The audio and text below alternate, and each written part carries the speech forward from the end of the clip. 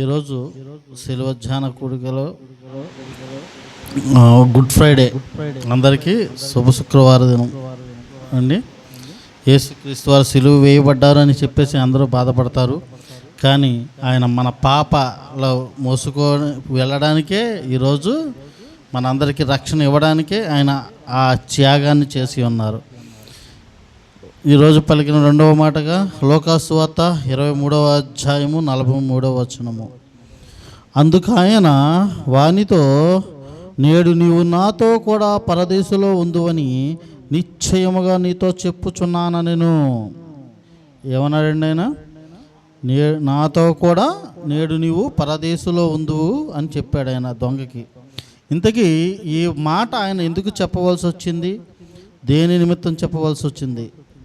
వాళ్ళిద్దరి మధ్య ఏమి జరిగింది చూసుకుంటే లోకాసు వార్త ఇదే అధ్యాయంలో 39 నుంచి 43 వచనాలు ఎవరైనా కుదిరితే చదవాలని కోరుకుంటున్నాను.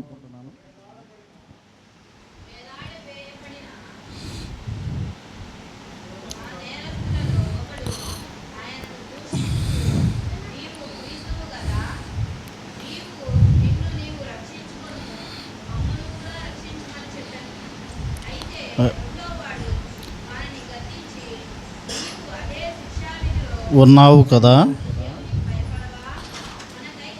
ఇది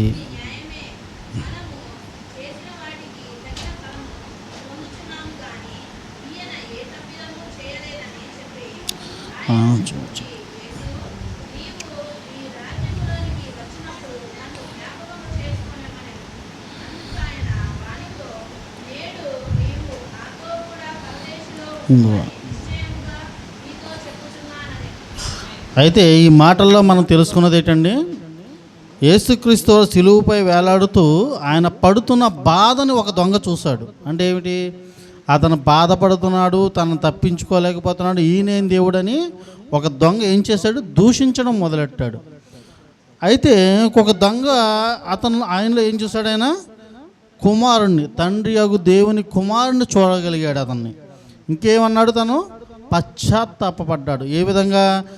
మనం చేసింది నేరాలు, ఎన్నో పాపాలు మనం చేసాము కాబట్టి మనకి ఈ శిక్ష తగినదే. కానీ ఆయన ఏ పాపము చేయలేదు, ఏ నేరము చేయలేదు, ఎవరిని దూషించలేదు. కానీ ఆయన అనుభవించిన శిక్ష మన కొరకే అనుభవిస్తున్నాడు అని గ్రహించుకున్నాడు ఆ దొంగ. అంటే పశ్చాత్తాపడ్డాడు, పరిపూర్ణమైన మారు మనసు పొందాడు. అక్కడ ఆ క్షణమునే అతను మనసు పరిశుద్ధాత్మ దేవుని వశంలోకి ఇచ్చినట్టుగా చూస్తున్నాం. అంటే ఎవరికి? యేసుక్రీస్తు వారికి ఇచ్చినట్టుగా చూస్తున్నాం. ఆయన్ని నిజ రక్షకుడుగా ఆయన అంగీకరించాడు. ఆయనే నిత్య జీవమునకు మార్గముగా, ఏమండి, ఆయనే నిత్య జీవమునకు మార్గమై ఉన్నాడని ఆయన గ్రహించుకున్నాడు. అయితే మనకు ఒక సందేహం రావచ్చు, బాప్తిసం వస్తేనే కానీ మనము నిత్య జీవం పొందలేము కదా. ఆ దొంగ ఆ క్షణమునే మరి బాప్తిసం పొందలేదు కదా, ఎలా రక్షణ నిత్య జీవంలోకి వెళ్తాడు అని ఒక సందేహం ఉంటే, బాప్తిసం ఇచ్చు యోహాను ఏమన్నాడు చూద్దామండి. మత్తయి వార్త 3వ అధ్యాయము 11వ వచనము.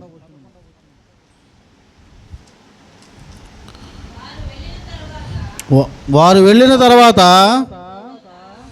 ప్రభువు దూత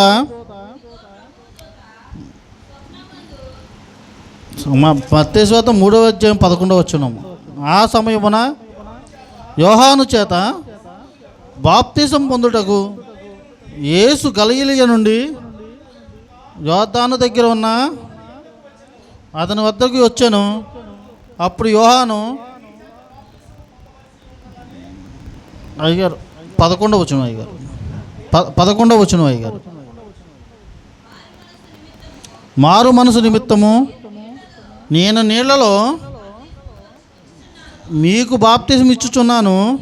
అయితే నా వెనక వచ్చుచున్నవాడు నాకంటే శక్తిమంతుడు, ఆయన చెప్పులు మోయుటకైనను నేను పాత్రుడను కాను. ఆయన పరిశుద్ధాత్మలోను అగ్నితోనూ బాప్తిసం ఇచ్చుచున్నాను. చాలమ్మా. ఇక్కడ ఏం చెప్పాడండి బాప్తిసం ఇచ్చి యోహాను? ఆయన యందు ఒక సాక్ష్యం చెప్పాడు. ఏం చెప్పాడు ఆయన? నేను మీకు నీటిలో బాప్తిసం ఇస్తున్నాను, కానీ ఆయన పరిశుద్ధాత్మతోనూ అగ్నితోనూ బాప్తిసం ఇస్తాను అని ఇస్తారు అని చెప్పాడు ఆయన. అంటే ఇక్కడ యేసుక్రీస్తు వారు ఈ దొంగకి ఏమి ఇచ్చాడండి? పరిశుద్ధాత్మలో బాప్తిసం ఇచ్చాడు. కాబట్టి ఆ క్షణమునే ఆయన పరదేశులో ఉంటాడని చెప్పేసి ఆయన పలికిన మాటలో భావంగా ఎంచుకోవచ్చు.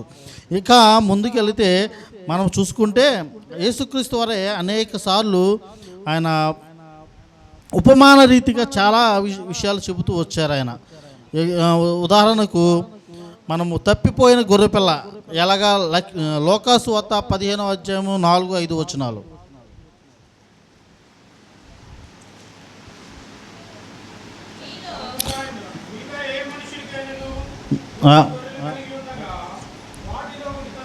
తప్పిపోయిన ఎడల 99 మందిని అడవిలో విడిచిపెట్టి, అవును, తప్పిపోయినది వెతుకు వరకు ఆయన వెతికి వెళ్ళడా? అది దొరికినప్పుడు సంతోషముతో దానిని తాను భుజముల మీద వేసుకుని ఇంటికి వచ్చి తన స్నేహితులను పొరుగువారిని పిలిచి, మీరు నాతో కూడా సంతోషించుడి, తప్పిపోయిన గొర్రె వారి దొరికిందని వారితో చెప్పాను. దీన్ని బట్టి ఏం తెలిసిందండి మనకి? ఆయనకి ఒక్క ఆత్మైనా నశించిపోవుట ఇష్టం లేదు. అది ఎవరైనా కావచ్చు. మనలో ఎంతోమంది పాపాత్ములు ఉంటాం, ఎంతో నిజం పాపం చేయని వారు అంటూ ఉంటారండి. ఎందుకంటే మనిషి స్వార్థపూరితుడు, ఒకదాని తర్వాత ఒకటి ఏదో ఒక ఆశ కలుగుతూనే ఉంటుంది మనిషిలో. అందుకని ఏ ఒక్క ఆత్మ నశించిపోకూడదు అనే ఒక ఆశ కలిగినవి ఆ క్షణములో ఆ దొంగ పడ్డ పశ్చాత్తాపాన్ని చూశాడు. అదే తప్పిపోయిన గొర్రె పిల్లగా వెదికి రక్షించుకున్నట్టుగా చూస్తున్నాం ఆ క్షణంలో. ఇదే విషయాన్ని ఇంకొకసారి చూసుకుంటే తప్పిపోయిన కుమారుడు గురించి చూసుకుందాము. ఏమండి? తప్పిపోయిన కుమారుడు ఎంత? లోకాసు వార్త 15వ అధ్యాయం, అదే అధ్యాయంలో 20-24 వచనాలు. ఒక మనిషికి 2 కుమారులు ఉండిరి. చిన్న కుమారుడు ఏం చేశాడు? తన ఆస్తిలో భాగం ఇమ్మని అడిగాడు. అతని ఆస్తిలో సగం భాగం ఎవరికి ఇచ్చాడు? చిన్న కుమారుడికి ఇచ్చేశాడు.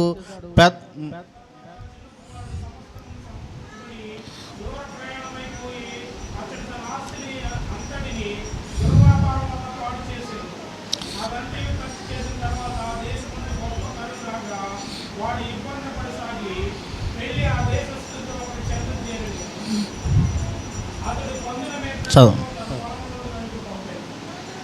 ఆ తర్వాత ఏం చేశాడండి? అతను మొత్తం పోయిందంతా ఏదైతే తండ్రి పంచిపెట్టాడో ఆ పంచిపెట్టింది మొత్తం ఏం చేశాడు?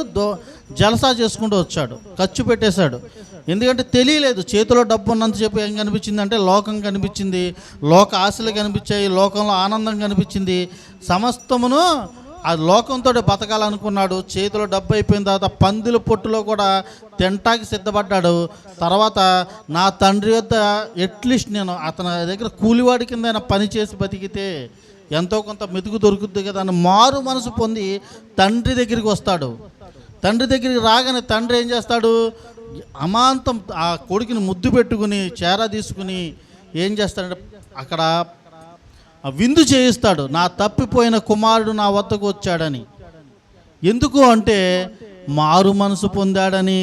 మొదటిగా మనం తెలుసుకోవాల్సింది ఏంటంటే ఇక్కడ ప్రతి ఒక్కరూ మారు మనసు కలిగి ఉండాలి. ఇక్కడ దొంగలో కలిగిన పశ్చాత్తాపం ఏదైతే కలిగిందో మనలో కూడా ఖచ్చితంగా పశ్చాత్తాప హృదయం కలిగి ఉండాలి. అది మనందరి విషయంలో దేవుడు కోరుకుంటున్నాడు. ప్రతి ఒక్కరిని కూడా మనల్ని కోరుకున్నాడు. అందుకే కీర్తనలు 32:5 వచనంలో చెప్పినట్టుగా మన దోషాలని ఒప్పుకోవాలి. చదవండి కొద్దిగా. 32:5 బదులు